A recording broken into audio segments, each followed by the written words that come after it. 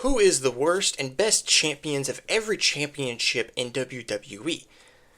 This also includes NXT. That's of course what we'll be talking about in today's video. Welcome everybody to the BrewCrew channel. My name is Hayden Brewer and I hope you guys are having a great day.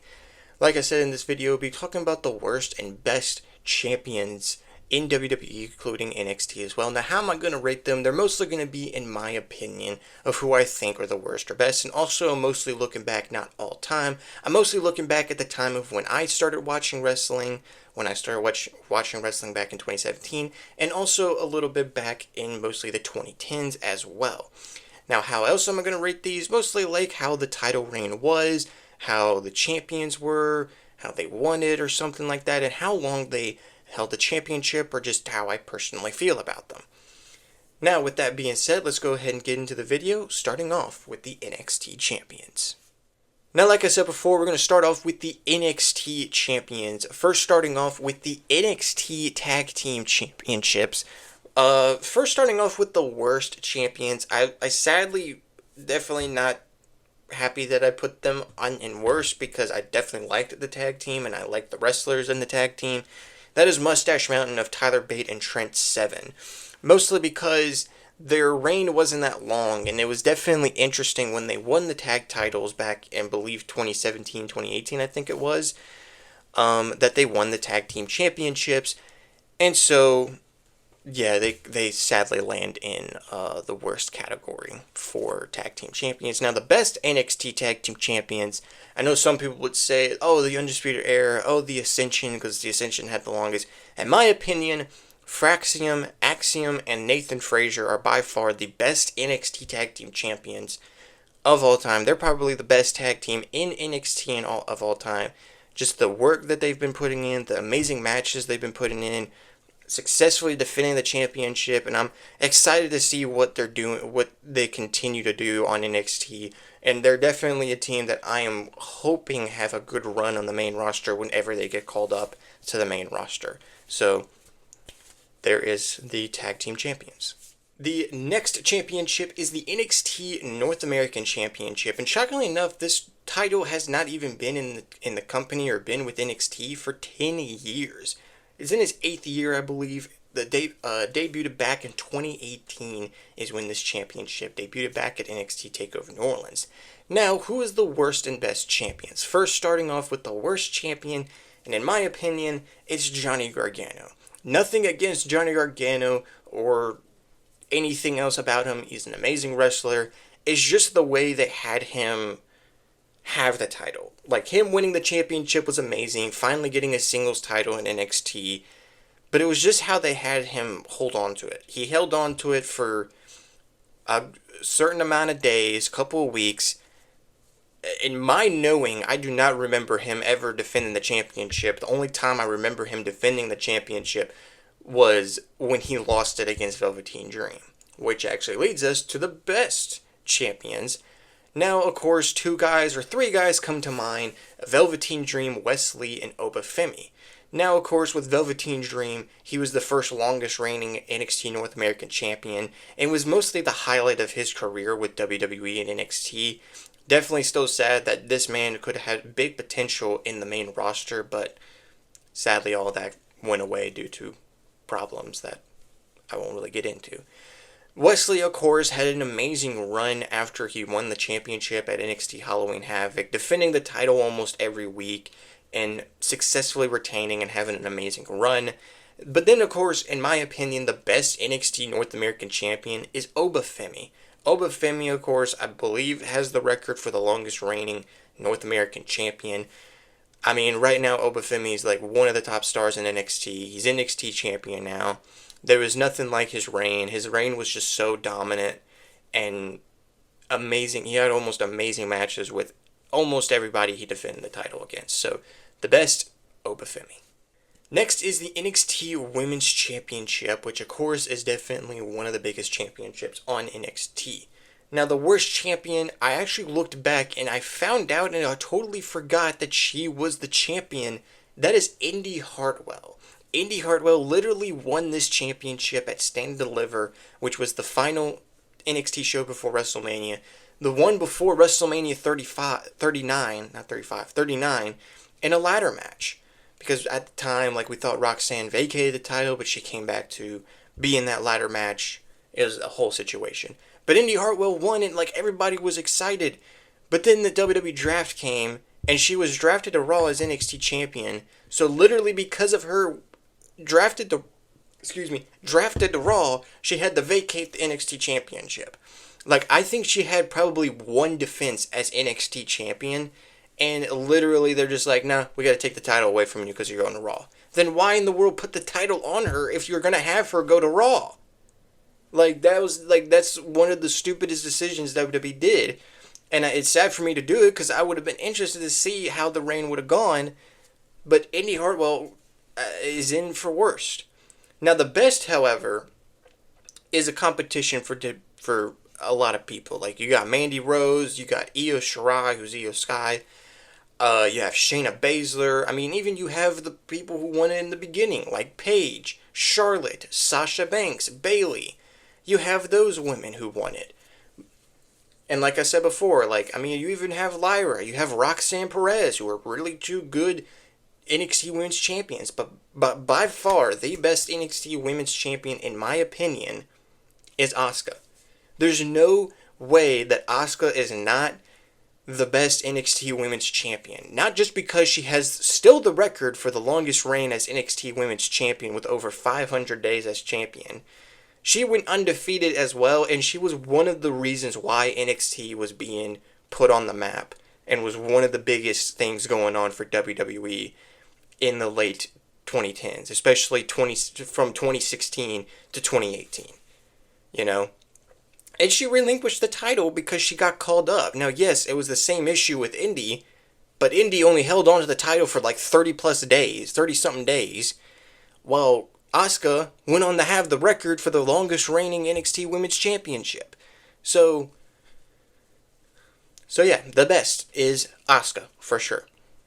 Now, the NXT Championship, sadly, I actually have it as a tie for the worst. First, Aleister Black, and sadly, Johnny Gargano. Yes, Johnny Gargano, but let's actually start off with Aleister Black. Now, Aleister Black, before winning the championship, he was on his undefeated streak. He wins the title at TakeOver New Orleans, and everybody was excited to see what the reign would have been like for Aleister Black. In my opinion, looking back at it, it was very underwhelming. It was very, very underwhelming. Like only a couple title defenses I remember him having. Like, he had one against Eric Young on an NXT, and then he had that title defense against Lars Sullivan at TakeOver Chicago. And literally after that, he loses the championship to Tommaso Ciampa. For Johnny Gargano, it was kind of the same thing with him with the North American title, sadly. And now that I'm actually thinking about it now, thinking back for the North American Championship, I'm mostly thinking about Johnny Gargano's first reign, because I'm now forgetting that he won the championship 2 other times, and his third reign was long. But he could definitely be in that category for worst and best, but still, I kind of have him as the worst, mostly because of his first reign. So that was a little side note that I wanted to do. But back to the NXT Championship for Johnny Gargano. He wins the championship at TakeOver New York in an amazing 2 out of 3 falls match with Adam Cole. Holds on to the title for a couple weeks going into the next TakeOver and loses the championship. It's like, what? Like, I know y'all really wanted to put the title on Adam Cole, but, like, why did you have to have Johnny Gargano have a short reign? Like, he literally became one of those champions where he had an amazing moment winning it, but the title defense or, like, the reign was, like, not memorable. The win was memorable, and yes, the rivalry was memorable with him and Adam Cole, which technically leads us to the best, which also is the same situation with the NXT Championship. Like, the NXT Women's title had a lot of great champions, like Bobby Roode, Nakamura, Samoa Joe, Finn Balor, Kevin Owens, Adrian Neville, Seth Rollins, when he was the first champion. I mean, going into 2.0 era, Braun Breaker, Tommaso Ciampa, both reigns for Tommaso Ciampa. I mean, Carmelo and Ilya had amazing title runs, and Trick and Ethan Page had amazing title runs, and I'm interested to see how long they're going to have Obafemi be champion. But by far the best champion, in my opinion, is Adam Cole. Not, of course, yes, because he did have the longest reign, and still does to this day, mostly because, like, Adam Cole was the biggest name in NXT from 2018 to 2019, from like 2017 to like 2019, with him in the Undisputed Era, and him as NXT champion like helped elevate NXT even more, especially when they were going to be on the USA Network on live TV finally, and not be streaming on WWE Network anymore. So, best NXT champion, Adam Cole. So we move up to the main roster, and mostly going to kind of separate the two shows, SmackDown and Raw, but the world titles will have their separate one. First, let's start off with SmackDown with the WWE, or the formerly known SmackDown Tag Team Championships, because they both kind of are the same. They both are on SmackDown, and they just had a name change. The worst champions, in my opinion, I mean, looking back at it, especially the history with the SmackDown tag titles, was Daniel Bryan and Eric Rowan, or as he was known as just Rowan. Mostly because, like, it was after Daniel Bryan had his amazing run as WWE Champion, and they just instantly put him in the tag team title picture with Rowan, and it's like, really? And shockingly enough, they actually would beat the team who I have as the best. The Usos are by far the best SmackDown Tag Team Champions, because, like, you couldn't, like, look at the SmackDown tag titles and not think the Usos. Like, by far, my favorite tag team of all time, one of the best tag teams of all time, and probably the best tag team of all time to win and have those SmackDown tag titles. So I kind of accidentally mixed up the US and Intercontinental title, so I had the Intercontinental on SmackDown and the US on Raw. So let's switch it. United States Championship will be first, and by far, everybody can agree, the worst United States Championship reign is this recent reign with Shinsuke Nakamura. By far, possibly one of the worst not even the worst United States Championship reign I've ever seen, probably one of the worst reigns in WWE I've ever seen. This man went 97 days and only defended the title twice.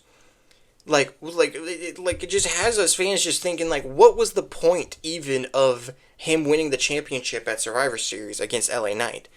I mean, I'm glad that LA Knight won the championship back, but at the same time, it's like, why even give Nakamura the championship in the first place? Like, you have this new character idea, this new character gimmick that you give him, and then it just becomes stale and not a fan favorite, and everybody hates it because of, like, what you did to him. Especially winning the United States title. It's like, what?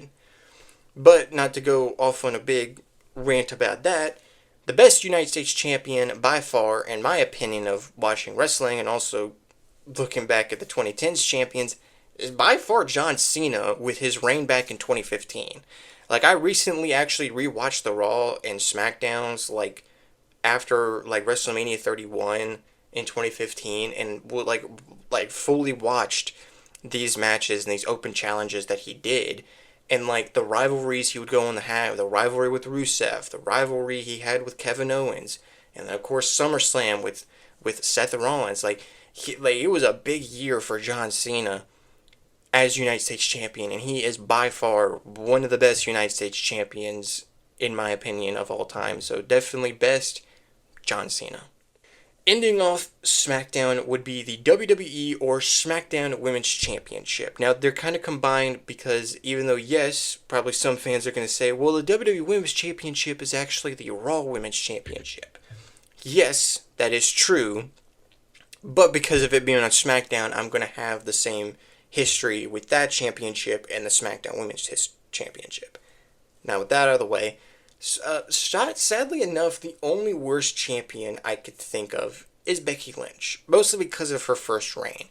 I look back at her first reign, and it was kind of underwhelming with her being the first ever SmackDown Women's Champion. I know probably we would say, oh, Carmella maybe, because, I mean, she didn't really have a memorable reign. Maybe Alexa Bliss, maybe Naomi. But in my opinion, looking back at it, I think Becky Lynch's first reign, and really Becky Lynch as a whole winning the SmackDown Women's Championship, didn't really fit her like the Raw Women's Championship did, which we'll get to that later on. But the best, and I actually almost totally forgot, the best is by far Bayley, because Bayley, of course, still to this day, one of the longest reigning women's champions, from, of course, the SmackDown Women's title. So by far, she is the best SmackDown Women's Champion, or like WWE or SmackDown Women's Champion of all time. Over 300-day reign, and of course this was her as heel Bayley. This is when she turned heel, and like, yeah. So best is Bayley. Now we move to Monday Night Raw. We're going to start off with the tag titles again with the World/Raw tag team titles. Now, shockingly enough, I couldn't pick one team that was the worst Raw tag team champions. Or world, whatever you want to say. Because they're the same history. Because during this time, voice almost correct there. During this time, especially closing out the 2010s, there were some weird tag team champions on Monday Night Raw. There was AOP, Authors of Pain, Kurt Hawkins and Zack Ryder, Bobby Roode and Chad Gable. Sadly enough, Alpha Academy, mostly just because they had them win the titles, only for them to hold on to the titles for a couple of weeks, and then lose the titles on the road to WrestleMania. Not having a pay-per-view defense, but this was the tag team division we're talking about. And finally, the B team, which featured the team of Bo Dallas and Curtis Axel. By far, in my opinion, looking back at it, like, why did y'all make this team tag team champions? Nothing against Bo Dallas and Curtis Axel, but why? Why? What? Like, why did you make them tag team champions? Like, I barely even remember them as tag champs. You know, and like this was during 2018. This was during a year where WWE was not really being big with like a lot of things. The only big thing for WWE was like a couple of things on the main roster and NXT. But again, like those teams I said were the worst. The best, however, is actually a tie between two. You got the New Day, who yes, technically were the WWE Tag Team Champions, but this tag team championship ended up turning into the Raw Tag Team titles, so they were technically Raw Tag Team Champions. And also, they were one of the longest reigning tag champs before the Usos broke that record, so it kind of blends. But also, mostly looking at just the Raw Tag Team title, like the Red Strap belt, RK Bro is definitely one of the best, especially with their first reign. RK Bro with Randy Orton and Matt Riddle was definitely the best, so New Day and RK Bro were the best Raw/World Tag Team Champions. Next, we're actually going to go ahead and do the Women's Championship, which would be the World or Raw Women's Championship.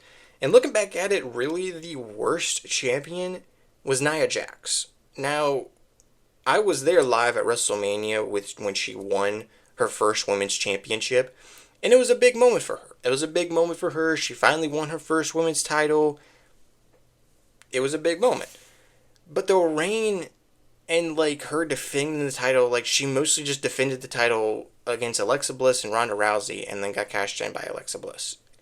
And then it took her so long to finally get after the championship as well, or, like, so long for her to finally become a women's champion again in WWE. So, I mean, mostly because, like, it was most recently last year at SummerSlam when she finally became a women's champion again. The best champions is kind of a four-way tie, mostly two for each. First, for the Raw Women's Championship, it's a tie with Becky and Bianca. And then with the Women's World Championship, it's Rhea Ripley, and then thinking about it, Liv Morgan as well. Let's start off with these two. Rhea Ripley, by far, yes, is possibly one of the best women's champions. Over a year-long reign and a successful title defense at WrestleMania.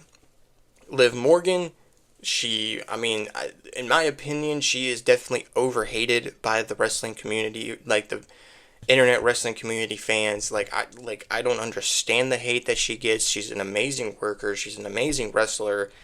Like, she definitely was a really good champion. Like, was it getting pretty stale and, like, not really liked by fans a lot more with the rivalry between Rhea and Liv? Yes. But we still got a pretty good reign out of it with Liv Morgan. Now, with the Raw Women's Championship, you have Becky Lynch and Bianca Belair. Becky Lynch, who was the biggest women's name in WWE in 2019 was one of the big things going for WWE, and her reign was definitely amazing. She had really good matches, held on to the championship, and never really lost it in the first place. She had to, of course, vacate the championship because of her starting a family with Seth and having a baby. So she had to relinquish the championship. She came back. She ended up getting the Raw Women's Championship back, and then would actually go on to WrestleMania 38 to lose to Bianca, who is my other best Raw Women's Champion, because of her reign as well. She would have the championship for a year, defend the championship successfully at WrestleMania, and of course would go on to lose the championship to Asuka. But her reign was definitely very, very memorable, and of course has definitely been one of the biggest names, if not the biggest name in the women's division, along with Rhea Ripley, especially in this year, along with like Rhea Ripley and of course Io Sky as well.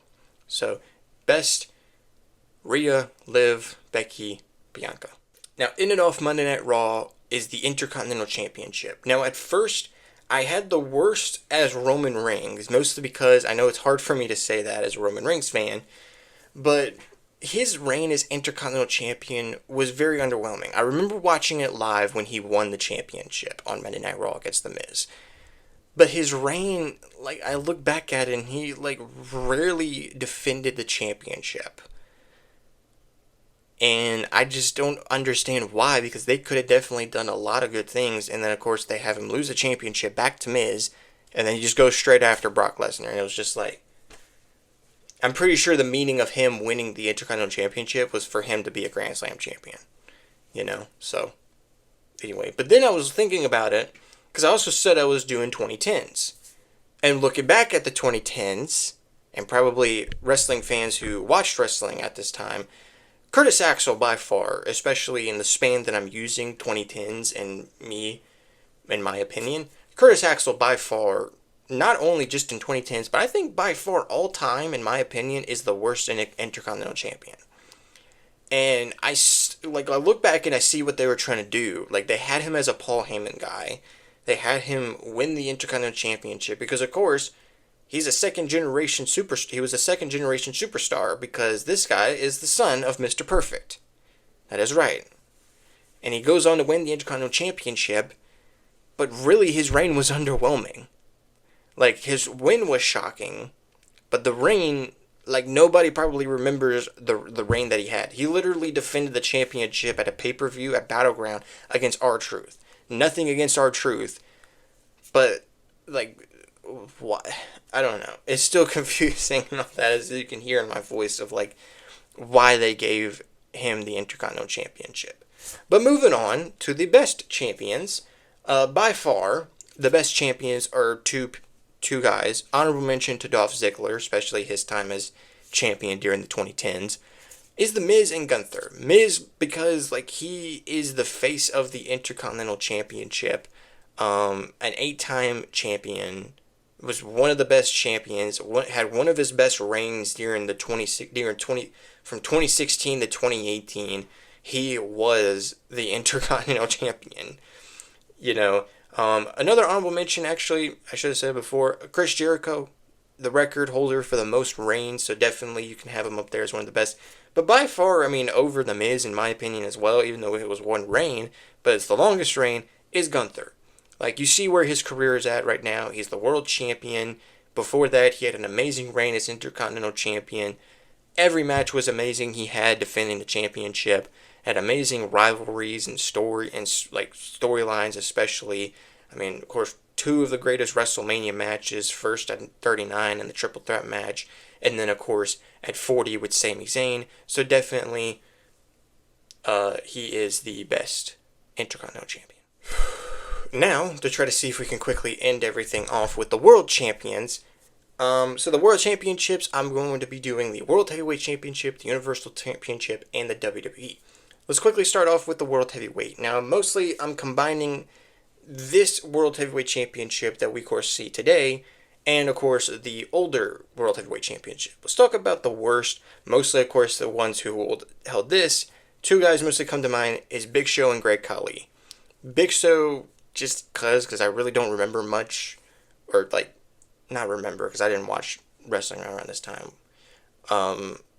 But Great Khali, like, I mean, even looking back as a wrestling fan who didn't really watch wrestling at the time when he was starting wrestling, it was definitely a horrible decision to put the title on that man, to put the title on Great Khali. Like, I still look back at it and wonder why. But the best two guys technically come to mind, especially for both title looks. For the title look now is Seth Rollins, of course, and this other championship look, the original look, is Triple H. Like, I feel like if you show a picture of this championship, sorry, if you show a picture of this championship to a wrestling fan who watched wrestling back in the early to mid 2000s, they would say, and you show them and say, who do you think of when you see this title? They're going to say Triple H. They can maybe some people might say Edge as well, because Edge was also a big wrestler who won this championship. But most of all, the best, Seth Rollins and Triple H. Next, the Universal Championship, which might kind of go by quick. The worst, Goldberg, mostly because like he had a short reign, and I don't know. I mean, it was kind of memorable when he won it, but like it was kind of a short reign and all that, and mostly was just a bigger advertisement for him and Brock. Which leads us to the other worst, in my opinion, Brock Lesnar. Mostly because he just didn't defend the championship a lot, especially after No Mercy, that No Mercy pay-per-view in 2017. And it was definitely, like, I hated Brock Lesnar as Universal Champion when I first started wrestling. Like, he was one of the people one of the first wrestlers I, like, actually, like, just hated. Because, like, he never, like, even me as a first time wrestling fan, he was never there on Monday Night Raw or on TV as the champion for Monday Night Raw. Like, he did not appear, didn't do anything, and it was just like, you have this man as your world champion and you're just gonna grant him, like, oh no, you can just take however long you want. Like, no, like, you have SmackDown who has the WWE champion almost every freaking day, but the freaking Universal champion can't show up. He would only show up for, like, Survivor Series, SummerSlam, Royal Rumble, and WrestleMania. Those were the only pay-per-views that Brock Lesnar would show up for. And I hated it. And I still hate it to this day. Anyway, let's go ahead and go on to the best champions, which, in my opinion, are Kevin Owens and Seth Rollins. Seth Rollins, technically his first reign, and Kevin Owens' reign is kind of, like, overlooked or underappreciated because he really had a really good reign as Universal Champion, especially coming off of the injury with Finn Balor having to relinquish the title and Kevin Owens having to become Universal Champion and all that. So it definitely is kind of underappreciated or, like, overlooked how good his title reign was, you know. But yeah, best Kevin Owens and Seth Rollins. Ending us off with the WWE Championship. I know we're closing into kind of like 30 minutes or so, like, of this video, but anyway, the three that I can think of is Jinder Mahal, Kofi Kingston, and Big E. Now, you guys might be thinking, whoa, Kofi Kingston, Big E. Let me just quickly summarize for Kofi and Big E.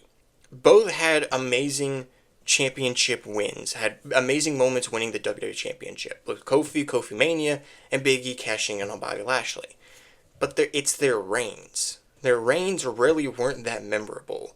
Yeah, Kofi did have a pretty good rivalry with Dolph Ziggler and Randy Orton, but Big E literally only had a pretty big feud with Bobby Lashley, and he had the match with Roman Reigns at Survivor Series. So yeah, and then literally both are the same at the end of their title runs. They both lose their championships to Brock Lesnar, and after that, never challenged, never had a rematch or anything like that for the WWE Championship. So much in common their reigns are. They literally just went back to the tag team division, like, literally a week or two after losing the WWE Championship. Amazing booking. But the best champions, or no, I totally forgot about Jinder. Jinder, by far, is the worst WWE champion, in my opinion. And literally, he was WWE champion when I first started watching wrestling. And I hated him. I hated it. I still look back at it and I still think to myself, like, why in the world did you make this man a WWE champion in the first place? Mostly because his reign, I mean, yeah, it was fine. He had the rivalry with Randy Orton. He had an okay rivalry with Shinsuke, then lost the championship to AJ. Yeah, fine. And then, yes, he would go on to win the United States title at WrestleMania freaking WrestleMania I was at, and I did not like that. I wanted Rusev to win. But it's just like also after that, like literally this man became a jobber. Which you guys do not know what jobber means. It mostly means a guy who gets squashed in almost every match that they're in. Either squashed or beaten in almost every match they're in. And then, like, we literally did not see this guy have another world championship match until last year, going into, like, Royal Rumble last year with Seth Rollins at, like, I think it was at Raw Day 1, or, like, no, that was with him and McIntyre. I think it was later on, though. And it was just like, why? Because every time, because of course, he was most recently released a while ago. I think it was some point last year. And it was just like, why in the world was this man even, like, WWE champion in the first place? Like, I still look back at it to this day. But anyway, took too long on that. The best champions, it is a lot. I mean, you got Drew McIntyre, who was a big part of the pandemic era, was the only big thing, one of the big things going during the pandemic era. You have Seth Rollins with his reign in 2015 before he got injured. You have John Cena with mostly his reign from 2013. And then you got Daniel Bryan, mostly his 2019 heel reign as the new Daniel Bryan, because it was just so interesting. Him being a heel, having a heel run, and even having his own designed WWE Championship because of him being the new heel Daniel Bryan. But mostly the top two, in my opinion, first is CM Punk, because of course he would have the longest reign in the 2010s with 434 days, because of how big of a name he was back in 2011 and through 2012, and even had a heel turn in the middle of his reign as champion. But then also, to me personally, AJ Styles, like, most importantly, his second reign, in my opinion. I know some people would look back at it and be like, he probably should have lost it at WrestleMania to Nakamura. And I still kind of think that. But after that, mostly because, like, I've said this before, like, 2018 was kind of a weird year for WWE, and he was kind of one of the high things going for WWE, because he was defending the title almost every day, every night, on SmackDown every day, had really good matches and pretty good stories, especially with Nakamura and Samoa Joe as well. So it definitely worked out for him, and he would actually go on to break CM Punk's record as the longest reigning WWE champion in the 2010s, I believe it was. Alright, before we end off, I know there's probably one name that probably y'all would have thought I would have said, but I wanted to kind of wait until the end. And I have him as the greatest. And if you guys do not know who I'm talking about, I can go ahead and tell you it's the man that everyone acknowledges. It is the man Roman Reigns, who was able to combine both the Universal and WWE Championships. By far, he is one of the best world champions in WWE history. Over 1,000 days, 3-4 years of dominance, and it was just like, I'll always remember at first I wasn't really on the train of him being like, saying like acknowledge me, and him being technically the heel and all that. But over time, I kind of went back to being a Roman fan and acknowledging Roman Reigns. And I still do to this day. I still acknowledge my OTC. But Roman Reigns by far lands not in best, he lands in greatest as world champion, especially for both the Universal and WWE Championships, mostly just because of his 3-4 year dominance. Alright, ladies and gentlemen, I know this is probably going to be one of my longest videos, but I hope you guys enjoyed. I hope you guys were able to watch through it and all that. I do want to kind of ask y'all, let me know in the comments below. Comment below what y'all think of my opinion and my opinion on these champions and on these championships and all that. Let me know y'all's opinion, maybe, or who y'all think is the best or worst. But with that out of the way, ladies and gentlemen, I hope you guys, again, enjoyed this video. If you guys did, make sure you guys like the video, subscribe if y'all are new as well, and hit the notification bell for our new upcoming videos on the channel. As always, I hope you guys have a great, amazing day, and I'll see you guys in the next video. Peace.